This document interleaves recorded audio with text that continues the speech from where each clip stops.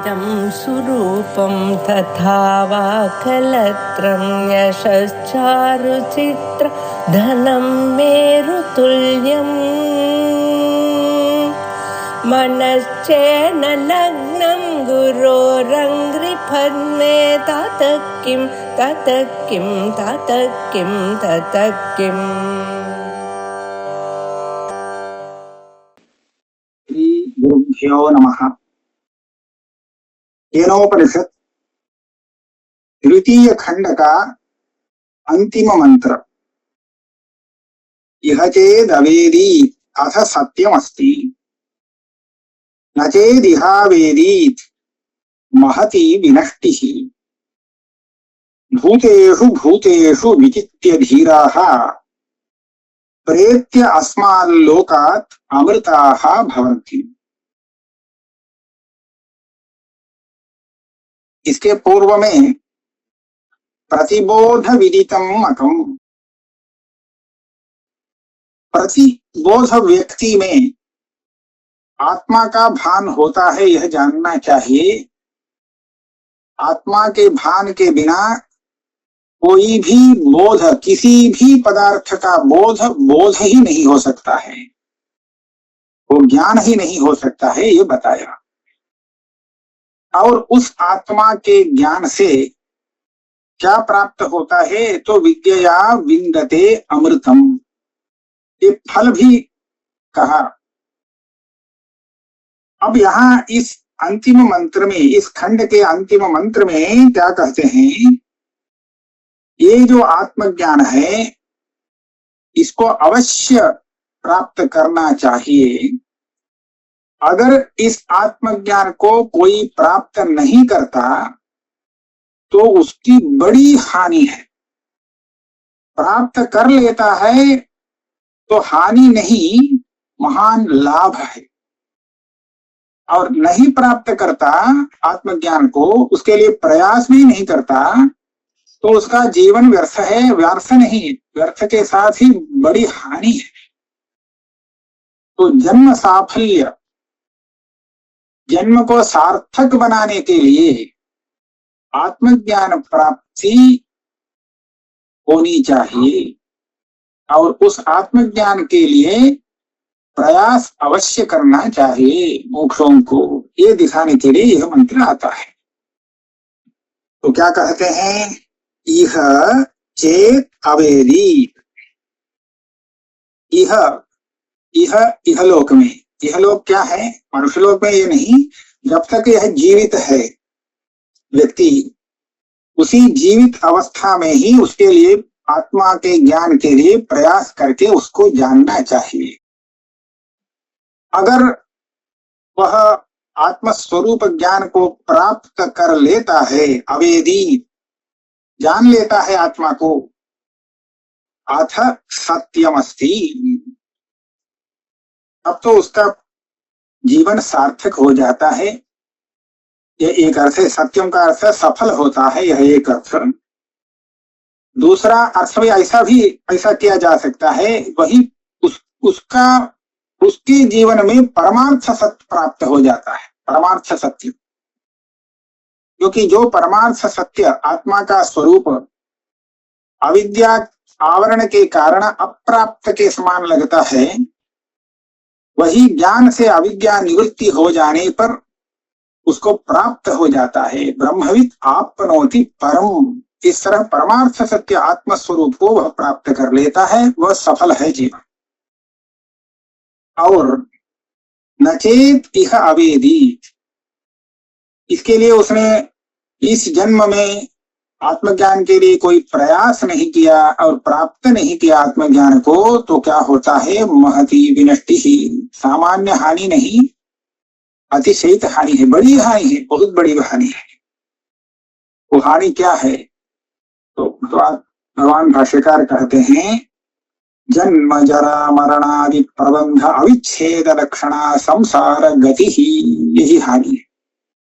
पुनः जन्म लेना पड़ेगा, और उस जन्म में भी फिर वही से सब जरा मरना सब कुछ आएगा, पुनः पुनः यही होता रहेगा। और इस तरह ये जो संसार गति है, यह संसार गति ही बहुत बड़ी हानि है मोक्ष की दृष्टि से। इसलिए जो इस संसार गति से बचना चाहता है तो उसको चाहिए वह आत्मज्ञान के लिए इसी जन्म में तुरंत प्रयास करे। और इस तरह प्रयास करके अगर वो जान लेता है, क्या जान लेता है? भूतेषु भूतेषु विचित्य, प्रत्येक प्राणियों में, सभी प्राणियों में, एक छोटा सा प्राणी भी नहीं छूटना चाहिए। सभी प्राणियों को लीजिए, ब्रह्मादि स्थावरांत प्राणियों में सर्वत्र उस आत्मा को वह देख लेता है प्रयास करके। विचित्य ज्ञात्वा साक्षात्कृत्य, ब्रह्मादि स्तंभ पर्यंत समस्त प्राणियों में वही एक आत्मा स्थित है, वही एक आत्मा है, यह अगर वह जान लेता है तब क्या होता है? प्रेत्य अस्माल लोकात्, लोक शब्द थे, इसका यहाँ पर अहम और मम इस तरह के अभिमान का जो कुछ भी विषय है उससे वह अलग हो जाता है। लोक में अहम अभिमान का विषय है शरीर इंद्रिय संघात। शरीर को कार्यकरण संघात भी कहते हैं। तो ये जो शरीर इंद्रिय संघात है, यह अहम इस तरह के का जो अभिमान है क्षमा, उसका विषय होता है। सब लोग इसी को मैं ऐसा अहम समझते हैं। और इससे संबद्ध जो दूसरा पदार्थ है पुत्र पशु धन आदि, उसको मम ऐसा समझते हैं, ममत्वाभिमान उसमें होता है। बस यही है संसार, यही लोक है अपना। इस लोक से वह अलग हो जाता है, हट जाता है। क्यों? ये जो अहम मम अभिमान है यह आत्मा के इस यथार्थ स्वरूप के अज्ञान से बना है। और यथार्थ आत्म स्वरूप का ज्ञान हो जाने पर वह अज्ञान निवृत्त हो जाता है। अज्ञान रूप कारण निवृत्त हो जाने से उसका जो कार्य है अहम मम अभिमान रूप अध्यास, वो भी नष्ट हो जाएगा। और इस तरफ यह जो आत्मज्ञानी है वह इस लोक से, बंधक लोक से अलग हट जाता है। और इस तरह होकर के उसको कहते हैं धीर। धीर का अर्थ धीमान, बुद्धिमान, वही है बुद्धिमान। अमृता भवंती, ऐसे बहुवचन में तात्पर्य नहीं है, क्योंकि ज्ञानात् पूर्व अवस्था में बहुत्व दृष्टि ही है, इसलिए बहुवचन का प्रयोग हुआ है। जो भी मनुष्य हो, देवता हो, ऋषि हो, कोई भी कोई भी इस दिशा में प्रयत्न करके आत्मज्ञान को संपादित करता है वह अमृत हो जाता है, वो मरण रहित हो जाता है। यही करना है। इसलिए ये जो अद्वैत भाव है, सभी भूतों में एक आत्मा है, इस आत्म स्वरूप को देख लेता है तो वह क्या हो जाता है? वही आत्म स्वरूप हो जाता है। और ब्रह्मैव भवन्ति इत्यर्थः, तयोः वै तत्परं ब्रह्मवेद ब्रह्मैव भवति, ऐसा मुंडक श्रुति है। उस ब्रह्म को जान लेने पर वो स्वयं ब्रह्म ही है, यही पता चला जाता है। और पता चलता है यही है उसका ज्ञान, अहम ब्रह्मास्मि। इस तरह फलश्रुति के साथ वो खंड पूर्ण हो जाता है। इसके बाद आगे तृतीय खंड प्रारंभ हो रहा है। इस तृतीय खंड में एक कथा आती है, तो उस कथा का तात्पर्य भगवत्पाद भाष्यकार लिखते हैं। अनेक तात्पर्य लिख रहे हैं। एक तात्पर्य तो इस तरह है, इसके पूर्व में ब्रह्म विदित से अन्य है, वह ज्ञात ऐसा नहीं हो सकता है, अविज्ञातम विज्ञानता ऐसा कहा गया। तो सामान्य मंद जनों को ऐसी शंका हो सकती है, हम किसी पदार्थ की सत्ता तभी मानते हैं जब वह विदित हो, किसी प्रमाण से उसकी सत्ता विदित हो तभी हम उसकी सत्ता मानते हैं। और ब्रह्म अगर प्रमाणों का विषय नहीं है और प्रमाण उसकी सत्ता को नहीं बोधित करते हैं तो उसकी सत्ता कैसे मानते हैं, उसकी सत्ता को कैसे हम मान सकते हैं? है ही नहीं ब्रह्मा। ब्रह्मा ऐसा ये कल्पित पदार्थ है, ऐसा कोई वास्तविक वस्तु है नहीं, ऐसी शंका हो सकती है। फिर इस शंका का निराकरण करने के लिए ऐसा नहीं, ब्रह्म है इसमें प्रमाण है, क्योंकि उसी की शक्ति से लोक में सब कार्य चलते हैं। अग्नि दहन करता है तो उसकी दाह शक्ति ब्रह्म की दी गई शक्ति है, और वायु अपना काम करता है तो वो शक्ति ब्रह्म की दी हुई शक्ति है। तो इस तरह सबको अपना अपना कार्य करने का सामर्थ्य देने वाला वह ब्रह्मा है। वो नहीं कैसे हो सकता है, तो असत कैसे हो सकता है, इसलिए वो है। यह दिखाने के लिए आगे की कथा आख्यायिका यहाँ पर आती है। ये एक तात्पर्य है। फिर दूसरा यह भी तात्पर्य कहते हैं, अभी जो ब्रह्म विद्या का निरूपण हुआ, ब्रह्म ज्ञान का, शुद्ध ब्रह्म ज्ञान का निरूपण हुआ, इसको हम ब्रह्म विद्या कहेंगे। इस ब्रह्म विद्या की स्तुति के लिए ये आख्यायिका आई है, क्योंकि इस आख्यायिका में यह कहा गया है वो जो ब्रह्म है उसका ज्ञान प्राप्त करने से ही इंद्र सभी देवताओं में श्रेष्ठ बना, और उसके उपदेश से अग्नि और वायु दोनों ने ब्रह्म ज्ञान प्राप्त की। इसीलिए अग्नि और वायु अन्य देवताओं की अपेक्षा श्रेष्ठ बने। तो इस तरह जिस ब्रह्म ज्ञान को प्राप्त करने से ये लोग श्रेष्ठ, देवताओं में श्रेष्ठ बन गए, उस ब्रह्म ज्ञान की महत्ता अधिक है, वो श्रेष्ठ है। इस तरह ब्रह्म ज्ञान की स्तुति के लिए यह आख्यायिका यहाँ आई है। तीसरा, ऐसा भी इसका तात्पर्य भगवान भाष्यकार लिखते हैं, ब्रह्म को समझना कठिन है, दुर्विज्ञेय है ब्रह्म। क्यों? ये कैसे पता चलता है? क्योंकि साक्षात अग्नि भगवान, वायु भगवान भी उसको जा करके समझ नहीं पाए, साक्षात देवराज इंद्र भी स्वयं नहीं समझ पाया। फिर भगवती की कृपा से उसके उपदेश से ही वह ब्रह्म है ऐसा समझा, ऐसी आख्यायिका में आ रहा है, ये बात आ रही है। तो इसलिए ब्रह्मा उन लोगों के लिए भी ब्रह्म को जानना अगर कठिन है तो और लोगों की क्या बात है। तो इसीलिए ब्रह्म अत्यंत, ब्रह्म ज्ञान प्राप्त करना सच में बहुत कठिन है, ब्रह्म दुर्विज्ञेय है, ये दिखाने के लिए। और ऐसा भी एक तात्पर्य लिया जा सकता है, आगे एक उपासना विधि है इसी उपनिषद में, तद्वनम नाम तद्वनमित्युपासितव्यम, ऐसा आएगा। तो वहां पर उस उपासना विधि की स्तुति करने के लिए यह आख्यायिका अर्थवाद के रूप में आया है। यह भी एक तात्पर्य है।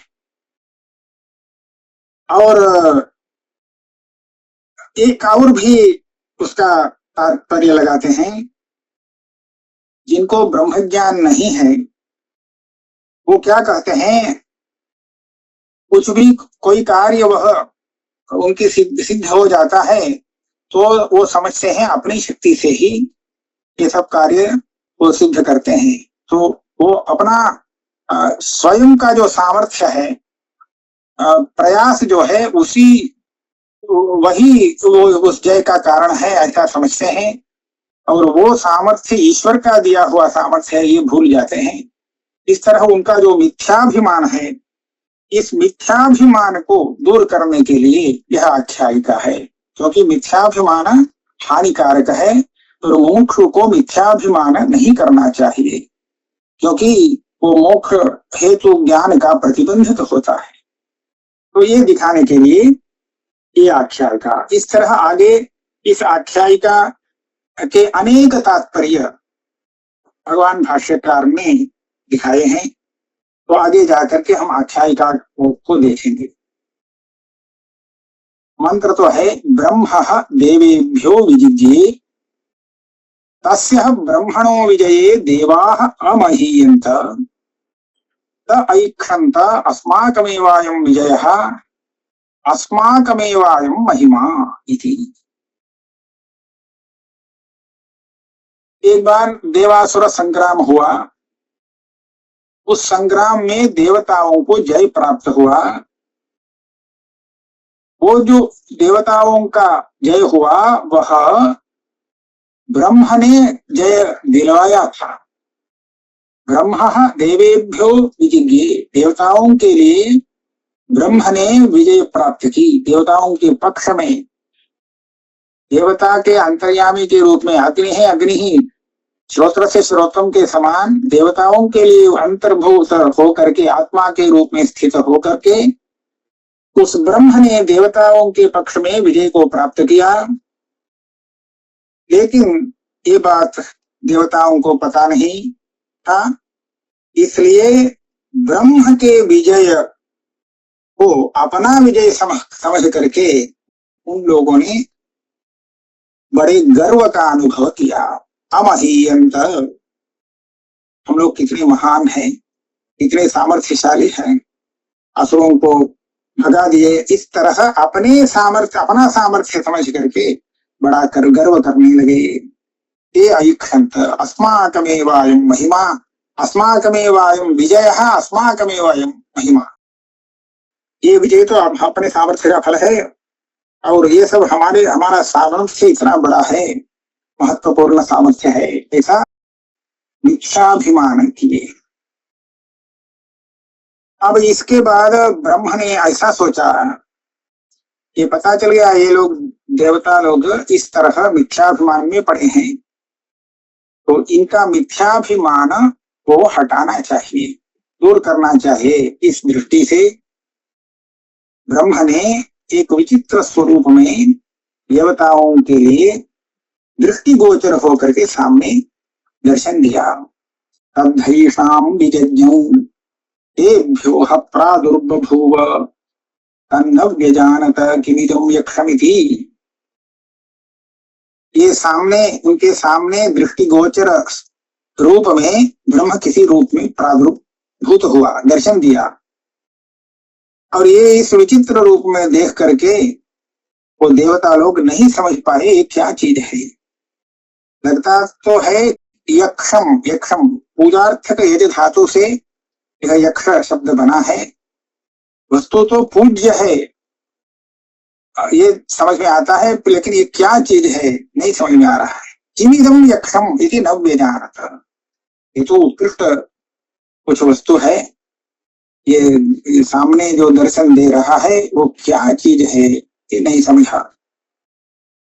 ते अग्निमब्रुवन् जातवेदः एतद्विजानीहि किमेतद्यक्षमिति तथेति। तब देवताओं ने अग्नि देवता को बोला, हे जातवेदः एतद्विजानीहि। जातवेदाः अग्नि का दूसरा नाम है, तो जातवेदः ऐसा संबोधन करके अग्नि से कहा देवताओं ने, एतद्विजानीहि किमेतद्यक्षमिति। ये सामने जो दिख रहा है स्वरूप वो क्या है, बड़ा उत्तम स्वरूप तो दिखता है, लेकिन वो क्या चीज है, ये क्या है, देख थोड़ा विजानीहि, जान करके बताओ। केवल जानो इतना ही नहीं, जान करके हम लोगों को भी बताओ। तथेति तदभ्यद्रवत् तमभ्यवदत् कोसीति अग्निर्वा अहमस्मीत्यब्रवीत् जातवेदा वा अहमस्मि। तथा ठीक है, स्वीकार करके अग्नि देवता वो जो स्वरूप है ब्रह्म का स्वरूप, उस स्वरूप के पास गए। अभी अद्रवत, बड़े वेग से गए और वहां जा करके जाने पर वो जो स्वरूप दिख रहा है वो स्वरूप अग्नि देवता से पूछता है। अग्नि देवता कुछ नहीं पूछ रहा, अग्नि देवता से वो स्वरूप पूछता है। तम अभ्यवदत्, अग्निम अभ्यवदत् कोसी इति गौण हो, ऐसा अग्नि से पूछता है।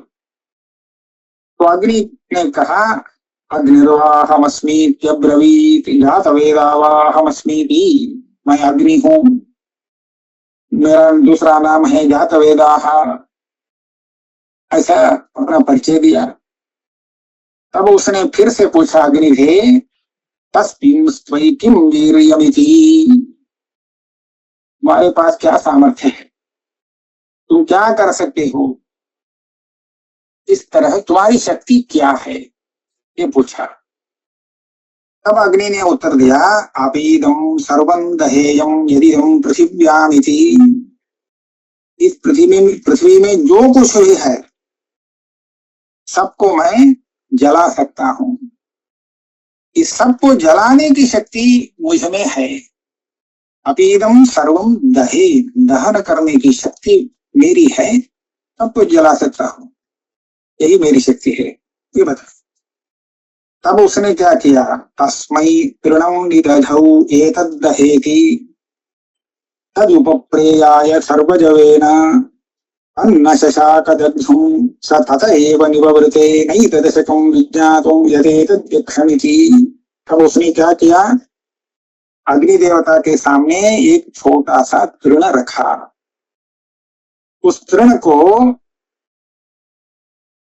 जलाओ, ऐसा कहा। एतद्दहेति, इस तृण को तुम जलाओ, हे अग्नि, अग्नि इसको इसका दाह करो, इसको जलाओ। अब अग्नि ने उस पर अपना वेग दिखाया। तद उपप्रेयाय सर्वजवेन, तृण को जलाना क्या बड़ा है, बड़ी बात तो नहीं है, सबको जला सकता है। तृण तो बहुत छोटा तुच्छ विषय है, इसलिए उसने जलाने के लिए प्रयास किया, लेकिन क्या हुआ, तन्न शशाकदग्धुं, अग्नि उस तृण को नहीं जला सका। तो नहीं जला सका क्योंकि अग्नि में जो जलाने की शक्ति है वो शक्ति इस परमात्मा की दी हुई शक्ति है, और परमात्मा उस शक्ति को वापस ले लेता है, तो अग्नि एक तृण को भी नहीं जला सकता है, क्योंकि वह अपने अग्नि का स्वतः स्वाभाविक शक्ति नहीं है।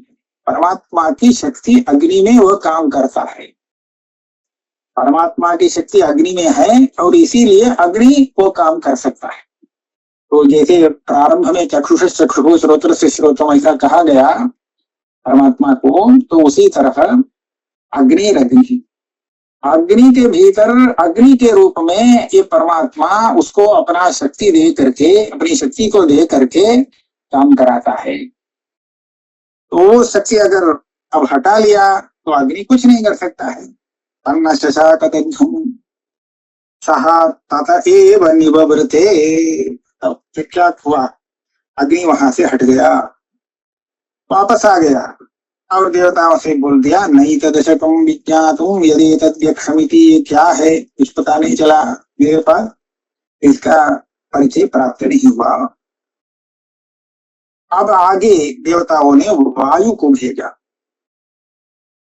अथ वायुमब्रुवन् वायवेतद्विजानीहि किमेतद्यक्षमिति, हे वायु ये क्या है, अग्नि तो जाकर के वापस आ गया, कुछ पता नहीं चला, अब ये क्या चीज है इसको समझ करके आना।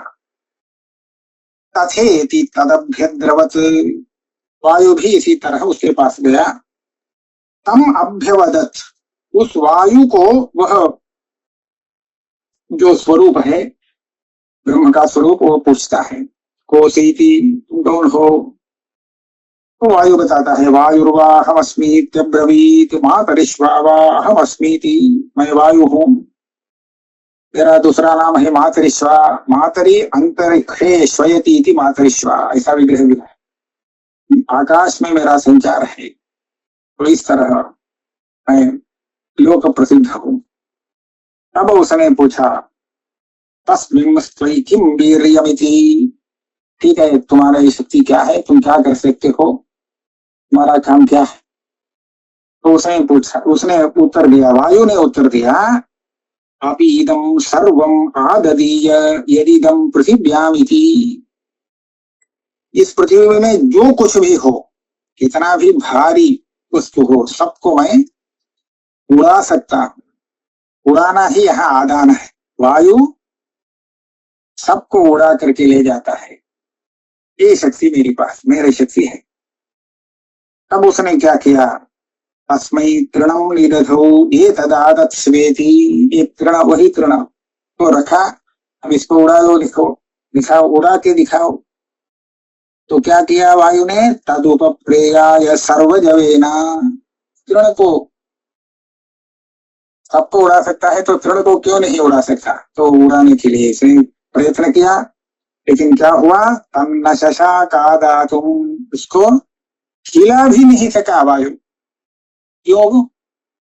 तन्न शशाक, उसकी शक्ति नहीं है। सबको उड़ा देने की शक्ति वायु के रूप में परमात्मा की शक्ति है। वो वायु में उस शक्ति का प्रयोग करके वायु के द्वारा वो काम करता है। तो अब उस परमात्मा ने वायु को अपनी दी गई शक्ति को वापस निकाल लिया, तब तो वायु कुछ नहीं कर सकता है, शक्तिहीन हो जाता है। और वह कुछ नहीं कर पाया, उस तृण को हिला भी नहीं पाया। तन्न शशाकादातुम, तो क्या हुआ? सत्तत एव निवृते नैतदशकं विज्ञातुं यदेतद्यक्षमिति। आगे वापस आ गया और देवता से बोल दिया मुझे मालूम नहीं पड़ा, ये क्या है, नहीं समझ में आया। अथ इंद्रमब्रुवन् मघवन् एतद्विजानीहि किमेतद्यक्षमिति। अब देवताओं ने साक्षात देवराज इंद्र को भेजा, हे मघवन, देवराज इंद्र, एतद्विजानीहि किमेतद्यक्षम्, ये क्या चीज है? अग्नि और वायु तो वापस आ गए, उनको पता नहीं चला ये क्या चीज है। तब ठीक है ऐसा कह करके तथेति तदभ्यद्रवत्, उस स्वरूप के पास, लिखने वाले दृश्य स्वरूप के पास इंद्र गया और इसके जाते ही तस्मात् तिरोदधे, वो स्वरूप वही अंतर्हित हो गया, अंतर्धान हो गया। तो यहाँ ऐसा क्यों कहा? इसके पूर्व में अग्नि ने जब अपनी शक्ति बताई तो ब्रह्म ने क्या किया? उस शक्ति को निकाल करके अग्नि से कहा अपना काम करो, तो कर नहीं पाया। तो जलाने की शक्ति मेरी है, ऐसा जो अग्निदेव का अभिमान था उसका निराकरण हो गया। वो उसकी शक्ति नहीं है, वो दूसरे की शक्ति उसमें काम कर रही है, भगवान की शक्ति। और वायु के साथ भी ऐसा ही हुआ। वायु का वायु है परमात्मा, वह वायु को अपने कार्य करने की शक्ति देता है, और अगर वो शक्ति को वह हटा लेता है तो वायु कुछ नहीं कर सकता है, ये सिद्ध हो गया। ये सब ठीक है। इससे इन लोगों को तो पता चल गया ये सब अपनी शक्ति नहीं है, ये अपनी शक्ति से ये काम हुआ नहीं, समझ, ये तो समझ जाएगा। लेकिन देवराज जो इंद्र है उसका अभिमान तो अन्य देवताओं की अपेक्षा और अधिक है। सब देवताओं के राजा के रूप में वह अपने में बहुत बड़ा महत्व देखता है, बहुत बड़ी शक्ति देखता है। तो इसलिए ब्रह्म ने सोचा इन दोनों के साथ थोड़ा वार्तालाप किया, लेकिन वार्तालाप का भी अवसर इसको नहीं देना चाहिए, क्योंकि इसका अभिमान उन दोनों से अधिक है। उसका निराकरण करने के लिए यही उपाय है, ऐसा समझ करके इसके आते ही वह स्वरूप वहां अंतर्धान हो गया। तस्मात् तिरोदधे।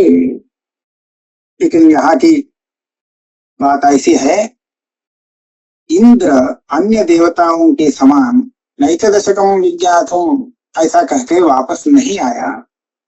तो वो तो भगवती देवी का उपासक था, इसलिए वहीं पर जहाँ वो ब्रह्म दर्शन दे करके अंतर्धान हुआ था, उसी आकाश प्रदेश में वहीं रहकर उसने अम्बा भगवती की उपासना की, और भगवती का दर्शन हुआ, और भगवती के उपदेश से उसने यह जाना ये क्या चीज है, यह ब्रह्म है। ये उपदेश से ही पता चला।